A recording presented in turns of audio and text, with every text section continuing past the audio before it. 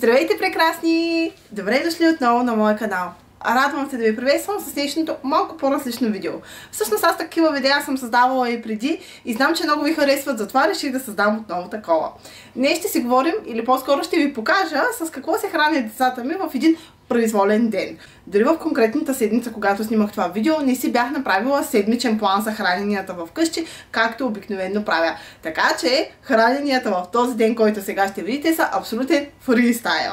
Създавам това видео, защото вярвам, че има супер много майки, като мен и като теб, домакини, които се чудят какво да сготвят днес. Какво разнообразие да осигурят на децата си. И това видео е едновременно както идея, така и успокоение, че няма нужда всичко да бъде абсолютно перфектно. Надявам се, че видеото ще ти хареса. Предварително искам да ти напомня да харесаш този видеоклип. Ако си нова в канала ми, абонирай се. Разгледай видеята и съдържанието, което аз създавам и ще се радвам, ако решиш да останеш наоколо. А сега, нека да преминаваме директно към видеото.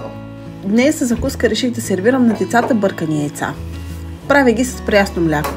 Наскоро научих тази рецепта и определено я предпочитаме пред обикновените бъркани яйца. 2 яйца трябва да са достатъчни за двете деца. Преди у дома не консумирахме прясно мляко.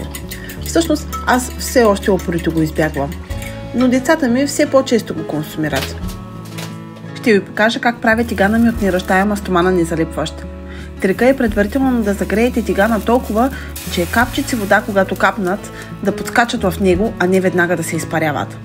След като тигана е загрял толкова, наливаме малко мазнина и оставяме на нагорещения котон още няколко секунди.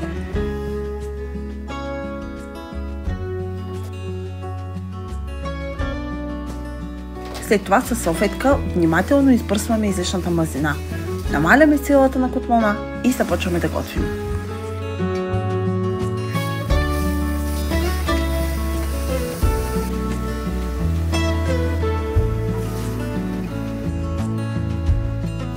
Редом с яйцата ще сервираме чай.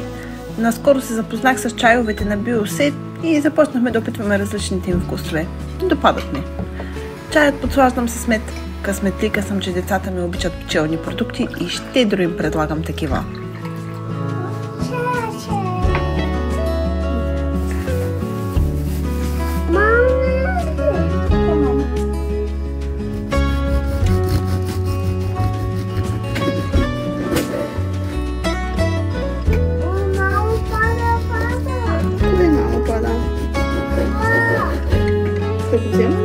На тигана бързичко препичаме по една филийка с масълце. Стават по-вкусни на тиган, отколкото на тостера. Гарнирана с резенчета краставица и малко ягоди за десерт, пълноценната закуска на децата е сервирана. По време на закуска приготвя рибеното масло на децата. Алия и Максим приемат два различни продукта. Алия взима Easy Fish Oil Q, а Максим Easy Fish Oil Multi. Причината за това е, че моите деца имат различни потребности. Алия е дете в предучилищна възраст. Тя приема Easy Fish Oil Q, който е допълнително обогатен с холин и витамини от групата B, защото той подпомага концентрацията и паметта. А предвид, че Алия сега е в предучилищна възраст и предстои започване на първи клас, със сигурност тази допълнителна подкрепа ще е и от полза. Таблетките са много лесни за прием. Ние всъщност вкъщи им викаме дъвчащи бомбони. Всяка една дъвчаща бомбонка е пакетирана индивидуално и точно преди да го дадете на детенцето, може да я отворите и да я дадете. По този начин полезните вещества в дъвчащата бомбонка се запазват по-дълго и съответно има най-благоприятно въздействие върху организма на детето. Максим пък приема Easy Fish Oil Multi, който е комплекс от мултивитамини с високо усвоими омега-3 масни киселини. Както може би се досещате, след като е рибено масло, омега-3 масни киселини има и в единия, и в другия продукт. Максим обаче приема мулти, защото Максим е злоядо дете. За мое огромно съжаление, той има изключително ограничена диета и аз вечно се притеснявам дали той си хапва достатъчно нутриенти и дали тялото му е достатъчно добре подхранено. Разбира се, която и да било хранителна добавка не може да замени една здравословна диета. Но благодарение на Easy Fish Oil Multi мога да подпомогна това разнообразие и развитието на неговия организъм. И двата продукта на Easy Fish Oil, които децата ми приемат, са с много приятен плодов вкус и двамата много ги харесват, нямат никакъв проблем с хапването на рибеното масло. Вкусно ли е? Какво да е? Вкусно е, добре, вкусно. Продуктите са без консерванти, без добавена захар изчистени са и дори са халал, което за мен е от изключителна важност. Така че ако търсите рибено масло, което да е халал, това е вашия избор. Аз поне не знам дали има друго такова в България. В description бара по-долу ще ви оставя линк, от който може да пазарувате в сайта на Easy Fish Oil, както и персонален код за отстъпка, който може да използвате в случай, че решите да си поръчате техни продукти. Благодаря на Easy Fish Oil, че спонсорираха тази част от днешното ни видео, а сега да продължаваме към правенето на хлебче.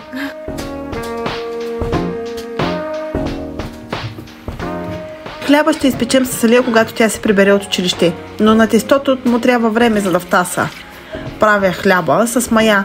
Вече повече от седмица пека хляб всеки ден и със сигурност го предпочитам пред хляба от магазина. От баба ми съм научила, че за да стане хубаво тестото, трябва да го ударя поне 100 пъти в масата. Не знам каква е науката за това, но е факт, че баба правеше най-вкусните битки. Тя вече не може да меси, но пък аз поемам този занаят от нея. Иска ми се и аз да умея да пека вкусна пита.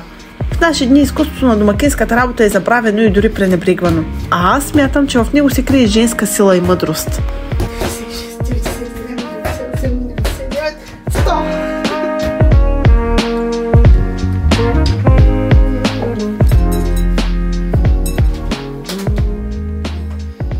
Алия си прибра от училище. За обяд и режа доматки и краставички за салатка. Ще добавя и сирене. Моите деца много обичат такава салата. Тя дори е една от безопасните храни на Максим. Основното ястие е боб чорба, която имаме останала от вчера, и едно пържено кюфтенце, отново останало от вчера.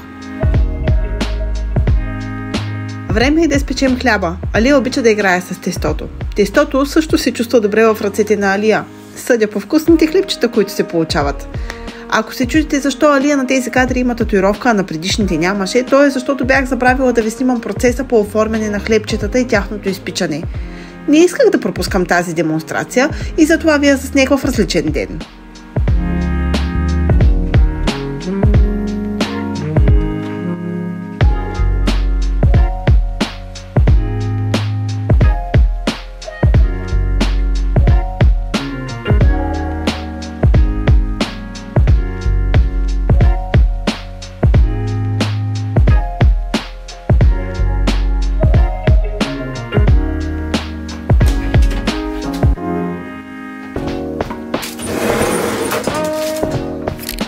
Сега като приключихме с хлебчетата, идва финалната част да приготвя вечерята.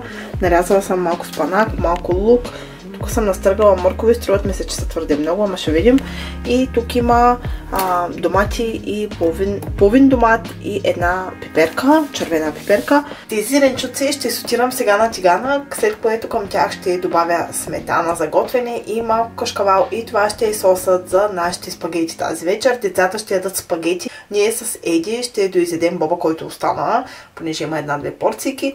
А пък залагам на спагетите, защото Максим ме помоли и щом Максим ме помолил, трябва да го сготвя с надежда, че той ще си хапне все пак нещо тази вечер. С нощи се легна гладен. Така че да, искаме си да си хапне нещо, готвя каквото ми е казал, надявам се, че ще му хареса. Малко рискувам с зеления спанак и дори обмислям да направя два соса, в единия да има спанак, в другия няма. Дано да успея да го накарам да си хапне и спанак.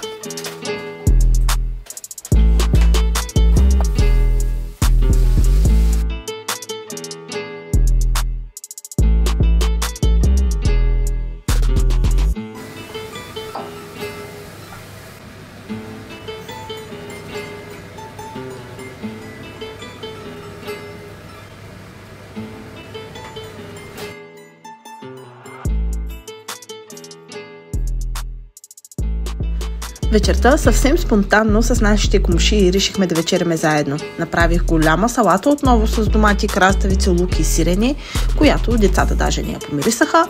Комшийката донесе от нейния кебаб, от който ядоха само възрастните, а пък аз сервирах от моите спагети на децата. 2 от 4 деца ядоха спагети. Макс не пожела да вечеря, а малката дъщеря на комшиите ни хапна суши. Благодаря ви, прекрасни, че стигнахте до края на това видео. Моля всеки стигнал до тук да ми остави едно синьо сръчице. Благодаря ви за подкрепата. Чао и до следващата седмица.